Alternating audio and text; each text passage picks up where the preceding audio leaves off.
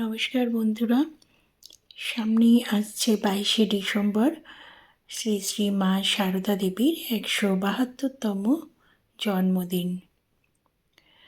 তো 22শে ডিসেম্বর 2024 এই দিনটি কিন্তু বিশেষ মাহাত্ম্য বহন করে আমাদের কাছে। শ্রী শ্রী রামকৃষ্ণ পরমহংসদেবের ধর্মপত্নী ছিলেন সারদা দেবী। তিনি অত্যন্ত সহজ সরল ভাষায় ধর্ম ও দর্শনের কথা বলে গিয়েছেন। সকলের প্রতি তার অপার করুণা ও দয়া ছিল। সবাইকে তিনি নিজের সন্তান রূপে জ্ঞান করতেন। আজ সারদা মায়ের কয়েকটি কথা আমি আপনাদেরকে বলবো। অত্যন্ত সহজভাবে জীবনের কঠিন সমস্ত সমস্যার সমাধানের পথ দেখিয়ে দিতেন মা। আপাতদৃষ্টিতে সাধারণ একজন গ্রাম্য মহিলা প্রথাগত শিক্ষা ছাড়া যেভাবে গভীর দর্শনের কথা বলে গিয়েছেন তা সত্যিই বিস্ময়ের উদ্রেক করে। রামকৃষ্ণ পরমহংসদেবের সহধর্মিণী তিনি। সারদা দেবী মহাসমাধির আগের মুহূর্ত পর্যন্ত নিজের সন্তানদের দুঃখ লাঘবের চেষ্টা করে গিয়েছেন। সমগ্র জীবন ধরে সন্তানদের দুঃখ কষ্ট দূর করার সাধনায় ব্রতী ছিলেন মা। সহজ সরল ভাষায় ভগবত তত্ত্ব প্রচার করেছিলেন তিনি। জীবনে কোন পথে কীভাবে চলতে হবে তাও তিনি শিখিয়ে গিয়েছেন। সবাইকে সন্তানরূপে দেখার অসাধারণ ক্ষমতা ছিল মায়ের। সমাজ যাকে দূরে ঠেলে দিত তাকেও আপন করে কাছে টেনে নিতেন মা। তিনি বলতেন, আমি সতেরও মা, অসতেরও মা। আমি সত্যিকারের মা, গুরুপত্নী নয়, পাতানো মা নয়, কারোর কথায় মা নয়, সত্য জননী। মহাসমাধির আগে সারদা দেবীর সেই শক্তি সম্পর্কে জানিয়েছেন স্বামী গম্ভীরানন্দজি। তিনি বলেন, শ্রীমায়ের দেহ যাইবার মাত্র 5 দিন পূর্বে এক ভক্ত অন্নপূর্ণা মাকে দেখতে এসেছিলেন, কিন্তু ভিতরে যেতে নিষেধ বলে ঠাকুরঘরের বাইরে তিনি দাঁড়িয়েছিলেন। হঠাৎ পাশ ফিরে মা তাহাকে দেখিয়া ইশারা করে নিকটে ডাকিলেন।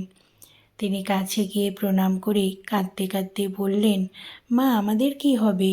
করুণা বিগলিত ক্ষীণ কণ্ঠে অভয় দিয়ে মা আস্তে আস্তে বলছিলেন, ভয় কি? তুমি ঠাকুরকে দেখেছ, তোমার আবার ভয় কি? তবে একটি কথা বলি, যদি শান্তি চাও মা, কারো দোষ দেখো না, দোষ দেখবে নিজের। জগৎকে আপনার করে নিতে শেখো, কেউ পর নয় মা, জগৎ তোমার। ভক্তদের প্রতি এই ছিল শ্রী শ্রী সারদা মায়ের শেষ বাণী।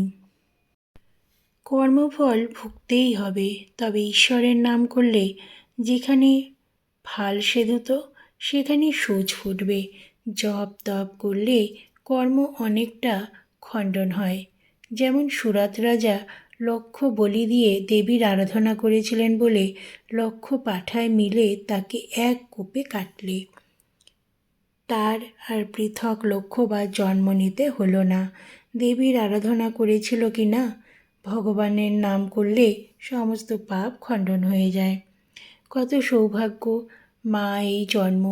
খুব করে ভগবানকে ডেকে যাও। খাটতে হয়, না খাটলে কি কিছু হয়? সংসারে কাজকর্মের মধ্যেও একটি সময় করে নাও জপ ধ্যানের জন্য। মা আরও বলতেন, ভাঙতে সবাই পারে, গড়তে কজনে পারে। নিন্দা ঠাট্টা করতে পারে সবাই, কিন্তু কি করে যে তাকে ভালো করতে হয় তা বলতে পারে কজনে। কাজ করা চাই বই কি, কর্ম করতে করতে বন্ধন কেটে যায়, কর্মের বন্ধন কেটে যায়, তবে নিষ্কাম ভাব আসে। একদণ্ড কাজ ছেড়ে থাকা উচিত নয়। 100 জনকে খাওয়াতে হবে না, কিন্তু চোখের সামনে একজন ক্ষুধার্তকে দেখলে তাকে একটু খেতে দিও।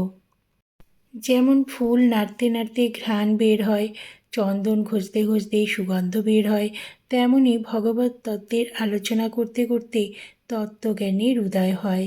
মনটাকে বসিয়ে আলগা না দিয়ে কাজ করা ঢের ভালো। মন আলগা হলেই যত গোল বাধায়। মা বলতেন, দয়া যার শরীরে নাই সে কি মানুষ, সে তো পশু। আমি কখনো কখনো দয়ায় আত্মহারা হয়ে যাই, ভুলে যাই যে আমি কে। জানেন বন্ধুরা, মা সারদা দেবী ছিলেন জ্ঞান এবং বিশুদ্ধতার প্রতীক এবং আধুনিক সমাজে আধ্যাত্মিক জাগরণের সূচনা। সমস্ত লোকেদের গ্রহণ করার প্রতি তার উৎসর্গ বিশ্ব জুড়ে ভক্তদের মধ্যে ছড়িয়ে পড়ে এবং তিনি আজও মানবতার মা হিসাবে তার ভূমিকার জন্য স্মরণীয় হয়ে থাকবেন। শোনা যায় যে রামকৃষ্ণ নিজেই সারদামণিকে কনে হিসাবে ইঙ্গিত করেছিলেন। 1859 সালের মে মাসে সারদা রামকৃষ্ণের সাথে বিবাহ বন্ধনে আবদ্ধ হন। সারদা মায়ের বয়স তখন ছিল 5 বছর এবং রামকৃষ্ণের 23 বছর। মা বলতেন, যখন তুমি খুব কঠিন পরিস্থিতির মধ্যে দিয়ে চলছো তখন থেমো না, চলতে থাকো, ভালো সময় তোমারও আসবে। মা ভক্তদেরকে সাহস জোগাতেন সবসময়। তিনি বলতেন, আমি থাকতে কে তোমাদের কি করবে, যেন বিধাতারও সাধ্য নেই যে আমার সন্তানদের কোনো ক্ষতি করেন। আমার ওপর ভার দিয়ে নিশ্চিন্ত হয়ে থাকো, আর সর্বদা যেন যে তোমাদের পিছনে এমন একজন রয়েছেন যিনি সর্বদা তোমাদের রক্ষা করছেন এবং করবেন, যেন তোমাদের মা রয়েছেন। আশা করি মায়ের এই বাণী আপনাদের ভালো লেগেছে। তো বন্ধুরা, ভিডিওটি যদি ভালো লাগে তাহলে শেয়ার করে দেবেন, লাইক করবেন এবং কমেন্টে লিখবেন জয় শ্রী মা সারদা। সবাই ভালো থাকবেন।